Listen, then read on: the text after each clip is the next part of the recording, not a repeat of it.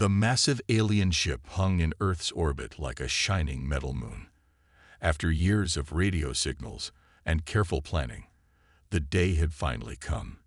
Humans were about to meet the Galactic Council face to face. Tom looked out the small window of the shuttle as it approached the alien flagship. His heart beat fast in his chest. Next to him, Lisa checked her notes one last time. "Nervous?" she asked, not looking up. "Who wouldn't be?" Tom replied. "We're the first human xenobiologists to study alien life up close." Their shuttle docked with a soft bump. The door opened to reveal a long hallway filled with light. 3 aliens waited for them. They stood tall on 4 legs, with blue skin that seemed to shimmer. Their faces had 4 eyes each, blinking at different times. "Welcome to the council ship," said the tallest alien. Its voice came from a small device around its neck. "I am Captain Dren. We are honored to meet representatives of Earth." Tom and Lisa bowed slightly, just as they had practiced. "The honor is ours," said Lisa. "We look forward to learning about each other." Captain Dren led them through wide hallways. Aliens of many shapes and sizes stopped to stare at the humans. Some had tentacles. Others had wings. All seemed curious about the newcomers. "The Council has members from 57 planets," Dren explained. "Each species brings unique abilities and knowledge." They entered a large room with a round table. Important-looking aliens sat around it, talking in strange languages. "These are the council leaders," said Dren. "And this is Kor, our head of biological research." A smaller alien stepped forward. Sor had purple skin and 6 thin arms. 2 large eyes studied Tom and Lisa carefully. "Fascinating," Tuxor said. "You two look very similar, yet different. Are you from the same breeding group?" Tom coughed in surprise. "No, we're just colleagues. I'm from North America, and Lisa is from Australia." "Different regions of Earth," Lisa added quickly. Zor's eyes blinked slowly. "Interesting. Most species have clear visual markers of their breeding groups." An awkward silence followed. "Perhaps we should begin the formal meeting," Captain Dren suggested. The council members asked many questions about Earth. They wondered about human governments, technology, and history. Tom and Lisa answered as best they could. "What about human biology?" Sor asked finally. "We must understand your physical needs during your stay here." "We've prepared information about what we eat and breathe," Lisa said, handing over a data chip. "And your reproduction," Exor continued. "When is your species' mating season? We must prepare appropriate accommodations." Tom looked confused. "We don't have a mating season." The room went very quiet. Council members looked at each other. "All species have mating seasons," said one alien with feathers. "Times when reproduction is possible. Humans can reproduce at any time," Lisa explained simply, "though we choose when to have children." Sor's purple skin turned slightly pale. "Any time, without seasonal triggers." "That's right," Tom said, not understanding why this was so surprising. Captain Dren stood up quickly. "We have much to discuss. Sor, please show our guests to their quarters." As they left the room, Tom and Lisa could hear the council erupting into excited talk behind them. "Did I say something wrong?" Tom whispered. Lisa shook her head. "I don't think so. But I have a feeling our reproductive biology is going to be a much bigger deal than we expected." Sor led them down another hallway, all 6 arms moving nervously. The alien kept glancing at them with what looked like a mixture of fear and wonder. "Is everything okay?" Lisa asked. "Yes," Exor said quickly. "But the council will have many, many more questions for you tomorrow." Tom woke up to a soft beeping sound. The room the aliens gave him was comfortable but strange. The bed curved like a bowl, and the lights pulsed gently with the ship's engines. A message flashed on the wall. "Please join Exor in Lab 7 for your scheduled biology discussion." Tom sighed. He had barely eaten breakfast when a robot brought him a tray of food that looked like colorful cubes. He dressed quickly and found Lisa waiting in the hallway. "Sleep well?" he asked. Not really, Lisa said. I kept thinking about yesterday. Did you notice how shocked they were about our reproduction? Tom nodded. It was weird. Let's find out why. Lab 7 was a large room filled with strange machines. Xor stood in the center, all 6 arms busy with different devices. 5 other aliens of different species watched from behind a glass wall. Welcome, humans, Xor said. Today we begin formal research into human biology. Are you ready to assist science? That's why we're here, Lisa said with a smile. Xor pointed to 2 chairs. Please sit. First, I will explain how reproduction works for council species. A large screen showed images of different aliens. Xor pointed to each one. The Drex mate once every 7 years when their moon is full. The Volai can only reproduce during the warm season of their planet. The Hiptree must return to their ocean breeding grounds when the specific alga blooms. Tom looked at the images with interest. So all of you have specific times when you can reproduce. Of course, Xor said. It is the natural way. Resources are used for reproduction only when conditions are perfect. It is efficient. Lisa nodded.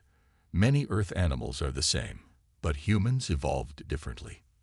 Xor pressed a button, and gentle scanning beams passed over Tom and Lisa. Your bodies show no signs of reproductive readiness, Xor said. Yet you claim you could mate successfully now.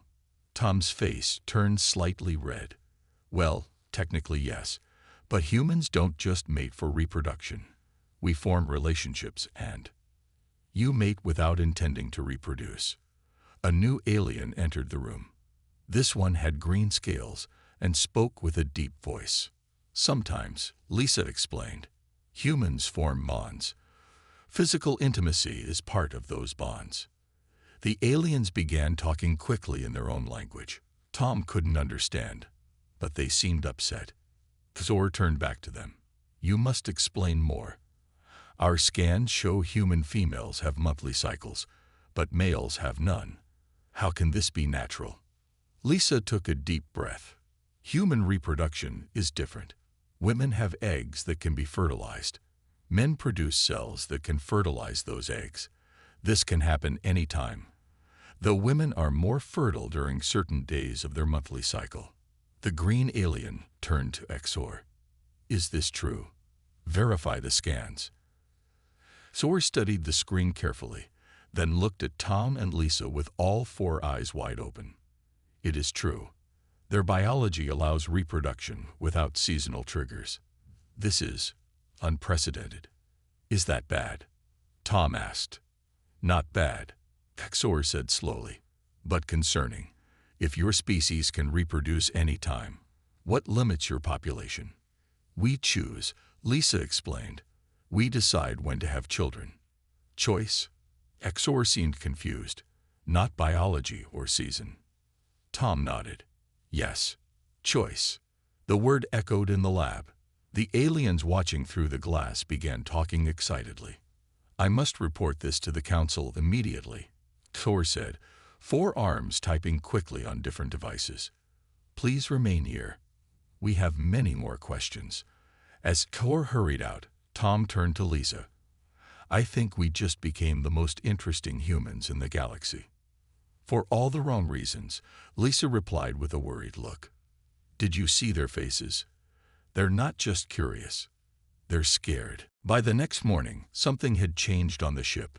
Tom noticed it immediately when he left his room. Alien crew members stopped to stare as he walked by. Some moved away quickly. Others watched with what looked like fear. Lisa, Tom called, knocking on her door. We need to talk. They walked together to the dining area. The room fell silent when they entered.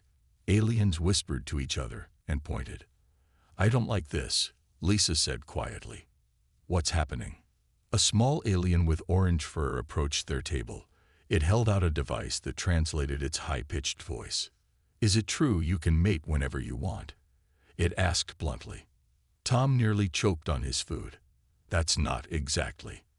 How many children can one human have? Interrupted another alien with long tentacles. Do humans mate with multiple partners to maximize reproduction? Asked a third. Lisa stood up. These questions are very personal. We're here for scientific exchange, not to discuss our private lives. The aliens backed away, but kept watching. We need to find Xor, Tom said. Something is very wrong. They found Xor in the main control room, surrounded by council leaders. A large screen showed images of Earth, human cities, and crowds of people. Xor, what's going on? Lisa asked. Everyone is acting strange around us. Captain Dren turned to them. I apologize for the crew's behavior. Xor's report has caused quite a stir among our people. What report? Tom asked. Xor's purple skin darkened with what might have been embarrassment. I shared my findings about human reproduction with the council. The information has spread. Spread? How far? Lisa asked. To every ship in the fleet, said Dren, and to our home planets. A new alien stepped forward. This one was tall with a silver body that seemed to flow like water. I am Pell, head of security, it said. Your species presents unique questions for us. If humans can reproduce at will, without natural limits, what prevents you from overwhelming your planet? We have many ways to plan our families, Tom explained. Medicine, choices, social systems. Choice again, Xor mumbled, typing notes. Fascinating. Pell didn't seem convinced. Our civilizations built stability around reproductive cycles. The Drex focus all resources on reproduction during their 7-year mating time. The rest of the time, they build and prepare. Humans aren't so different, Lisa said. We just spread our resources differently. A message flashed on the main screen. Captain Dren read it with concern. 3 more council ships have requested to study humans, Dren said. They're changing course to meet us. Study us? Tom asked. Like specimens. Many species are concerned, Pell explained. Some believe humans might reproduce uncontrollably if brought into the wider galaxy. Lisa laughed. That's ridiculous. We've managed our population for centuries. Others see humans as a biological marvel. Thor added quickly, your adaptability could teach us much. Tom shook his head. We didn't come here to be treated like lab animals or threats. Of course not, Captain Dren said smoothly. But you must understand, this revelation about human biology is significant. Some council members fear what it means. Fear? Lisa asked. What exactly do they fear? Captain Dren looked uncomfortable. Species with random reproduction patterns often become invasive on new worlds. They grow without control. We are not invasive, Tom said, his voice rising. We're intelligent beings with culture and self-control. Perhaps, Pell said coldly. But the council must consider all possibilities. As they left the control room, Tom and Lisa could see more aliens watching them from doorways and hallways. We've become the most famous humans in space, Lisa said, for all the wrong reasons. Famous or infamous? Tom wondered. Either way, I don't think our biology lesson is going as planned. 3 days later, the situation had only gotten worse. 2 more alien ships had joined the Council fleet in Earth's orbit. News reports from around the galaxy talked about the unusual human reproduction issue. Tom sat in the ship's viewing area, watching Earth spin below. Lisa joined him, looking tired. Have you seen the latest stories? She asked, showing him a translator pad. Tom read the alien news headlines with growing concern. Humans can bury without limits. Threat or OPP or TUATW. Earth species defies natural law. Reproduction without seasons. Keum seal DEBATEs. Human integration. Reproductive controls. CUGSTE. This is getting out of hand, Tom said. They're making us sound like some kind of monster species. Lisa nodded. I tried explaining birth control to Xor yesterday. That just made things worse. How could that make things worse? Xor was shocked that we would interfere with natural processes just to have pleasure without reproduction. Apparently, most species only mate for reproduction, never for bonding or fun. Tom groaned. So now we're seen as sex-crazed monsters who stop our own babies from being born. Great. A soft chime indicated someone was approaching. It was Captain Dren, looking formal in what appeared to be ceremonial clothing. Tom, Lisa, I must speak with you, Dren said. Trade negotiations with Earth have stalled. Several council members are demanding special conditions. What kind of conditions? Lisa asked. Reproductive restrictions for humans who wish to travel to council worlds, Dren said. Some suggest temporary sterilization. Others want limits on how many humans can visit at once. Tom stood up, angry. That's discrimination. We're not going to accept that. The council fears what they don't understand, Dren explained. Many species struggle greatly during their mating times. The Volai, for example, must build special shelters and store food for 3 seasons before their mating season. Their entire society is structured around this cycle. Humans aren't like that, Lisa said. We've developed ways to manage reproduction. Perhaps you could explain these ways to the council, Dren suggested. A formal presentation might help. Later that day, Tom and Lisa met with Xor to prepare their presentation. I need to understand human family planning better, Xor said. You mentioned birth control, but didn't explain fully. Lisa took a deep breath. Humans have developed many methods to prevent pregnancy when we don't want children. Some are medicines, some are physical barriers, some involve timing. Xor looked confused. But why mate if not for children? For connection, Tom said. For pleasure, for bonding with partners. Pleasure. Xor seemed shocked. You separate reproduction from mating. By choice. Yes, Lisa said firmly. That's normal for humans. Xor's skin turned a deeper purple. This is difficult for many council species to understand. Mating is sacred, tied to continuation of species. To separate it seems wrong. It's not wrong, Tom said. It's just different. Humans form families by choice, not by biological cycle. Xor made notes with 4 hands while the other 2 adjusted scanning equipment. There is a council meeting tomorrow, Xor said. They will vote on human integration into galactic society. Some members suggest quarantine for Earth until proper controls are established. Quarantine? Lisa asked, alarmed. They can't do that. They fear what they don't understand, Xor said, echoing Captain Dren's words. You must help them understand. As Xor left, Tom turned to Lisa with worry in his eyes. We came here to learn about aliens, he said. Now the future of Earth might depend on teaching aliens about human sex education. Lisa nodded grimly. And we'd better be very good teachers. The council chamber was massive. Hundreds of aliens from different species sat in rising circles around a central platform. Tom and Lisa stood on this platform, feeling very small. Captain Dren stood beside them.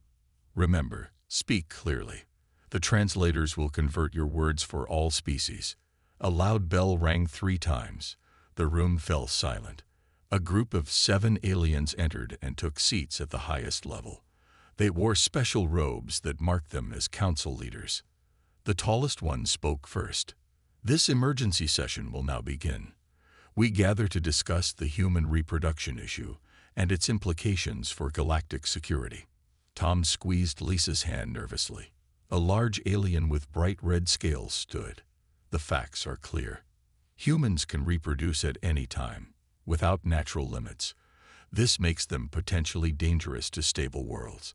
I propose Earth be quarantined until proper reproductive controls can be implemented. Murmurs of agreement spread through the chamber. Captain Dren stepped forward. The Council has invited human representatives to address these concerns. Please welcome Tom and Lisa, scientists from Earth. Lisa spoke first. Thank you for allowing us to speak. We understand your concerns, but they come from misunderstanding. Humans have developed social and medical systems to manage our reproduction. Systems can fail, said the red alien. Biology is more reliable. All council species have natural limits. Tom took a deep breath. May I ask a question? What happens during your species' mating seasons? The question seemed to surprise the council. After a moment, a blue-furred alien answered. For my people, the Krith, our mating season comes once every 3 years. All normal activities stop. We gather in mating grounds. Food must be stockpiled before this time, as no one works during the month-long season. Other aliens shared similar stories. One species had to build special shelters. Another needed extra security forces during their mating time to prevent fights.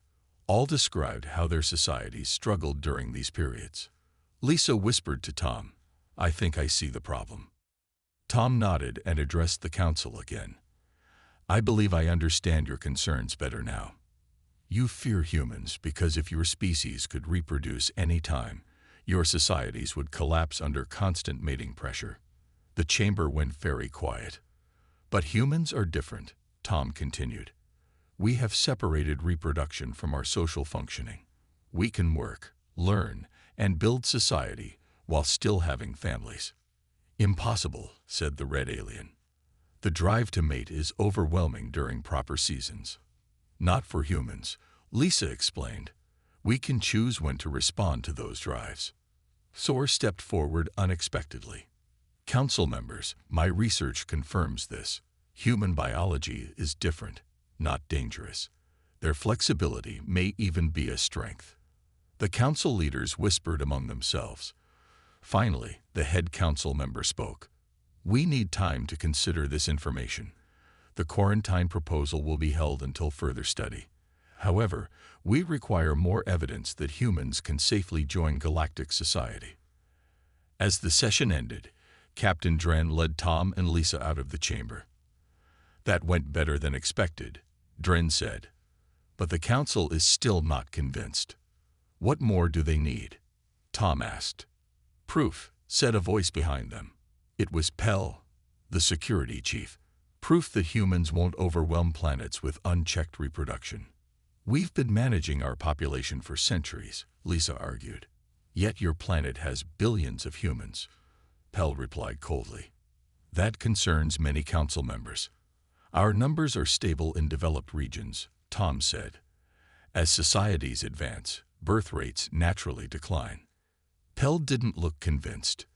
The council will reconvene tomorrow. You have until then to prepare better evidence. Otherwise, Earth may face restrictions for generations to come. As Pell walked away, Lisa turned to Tom with determination in her eyes. We need to show them the whole picture, she said. Not just our biology, but our cultures, our families, our choices. The future of Earth-alien relations depends on it, Tom agreed. No pressure. Tom and Lisa worked through the night in their quarters. They gathered data, prepared charts, and practiced their presentation. This was their last chance to change the council's mind about humans. I think we're missing something, Tom said, rubbing his tired eyes. We keep focusing on biology, but that's not the whole story. Lisa looked up from her notes. You're right. We need to show them how our reproduction shaped our culture, not just our bodies. A soft knock interrupted them. Soar entered, carrying strange devices in all 6 arms. I brought data from my home world, Cuxor said, and from 12 other council species. It might help your presentation. Tom took the devices. Thank you, Cuxor. Why are you helping us? Soar's purple skin rippled. Because science values truth, not fear. The council should make decisions based on understanding, not panic. The next morning, the council chamber was even more crowded. Representatives from every ship in the fleet had come to hear about humans. The 7 council leaders looked stern as they took their seats. This special summit will now begin, announced the head council member. The humans will present their case for why Earth should join our community without reproductive restrictions. Lisa stepped forward first. Council members, yesterday we learned something important. Your fear of human reproduction comes from your own experiences. If your species could mate any time, your societies would collapse. Murmurs spread through the room. But today, Lisa continued, we will show you how human reproduction actually created stability, not chaos. Tom activated a large display showing images of Earth families. Unlike most species, Tom explained, humans raise our young over many years. Our children need long-term care to develop their complex brains. He showed images of human parents with babies, children in schools, and families together. Because our young need so much care, Tom said, humans formed stable family units. These units became the foundation of our societies. Lisa took over. Year-round mating ability didn't make humans chaotic. Instead, it allowed us to form permanent bonds with partners. We stay together to raise our young, creating social stability. The display showed different human cultures, housing, and community structures. Our reproductive pattern led to cooperation, not constant breeding, Lisa explained. As our societies advanced, our birth rates naturally declined. Humans choose quality of child rearing over quantity of offspring. Using XOR's data, they showed how human population growth had stabilized in developed regions, just as Tom had claimed. Most importantly, Tom added, humans can separate sexual behavior from reproduction. This means we can form bonds, express love, and build relationships without always having children. Some aliens looked uncomfortable, but others seemed interested. We don't need seasonal controls, Lisa concluded. We have social systems, medical options, and most importantly, personal choice. When they finished, the council room was quiet. Finally, XOR stepped forward. As head biological researcher, I have studied the humans closely. Their reproductive pattern is different, but it has created a species capable of remarkable social cooperation and technological advancement. The red-scaled alien who had proposed quarantine rose to speak. But what guarantees do we have that humans won't over-reproduce on council worlds? The same guarantee you have for any intelligent species, Tom answered. Trust in our rationality and self-control, just as we trust yours. The council leaders whispered among themselves for a long time. The chamber remained silent as everyone waited. Finally, the head council member stood. We require time to deliberate. The summit will reconvene tomorrow for our decision. As Tom and Lisa left the chamber, Captain Dren approached them. You've given them much to think about, Dren said. Some minds are changing, but others still fear what they don't understand. Will it be enough? Lisa asked. We'll know tomorrow, Dren replied. The fate of Earth's place in the galaxy now rests with the Council. Tom could barely sleep that night. The fate of Earth's relationship with the galactic community would be decided today. When morning came, he found Lisa already awake, staring out at the stars. Ready for the big decision? He asked. As ready as I'll ever be, she replied. Whatever happens, at least we did our best. Captain Dren arrived to escort them to the council chamber. The captain looked unusually cheerful. The council debated all night, Dren said. I've never seen them talk about one topic for so long. Is that good or bad? Tom asked nervously. It means they're taking this seriously, Dren answered. That's always good. The council chamber was completely full when they arrived. Every seat was taken, with some aliens even standing in the back. The 7 council leaders looked tired but alert. The head council member stood. After careful consideration of all evidence, the Council is ready to announce its decision regarding Earth and human integration into galactic society. The room went completely silent. Tom held his breath. The Council recognizes that different evolutionary paths can lead to different but equally valid biological patterns, the leader announced. We acknowledge that human reproduction, while unusual, has created a stable and advanced civilization. Whispers of surprise spread through the chamber.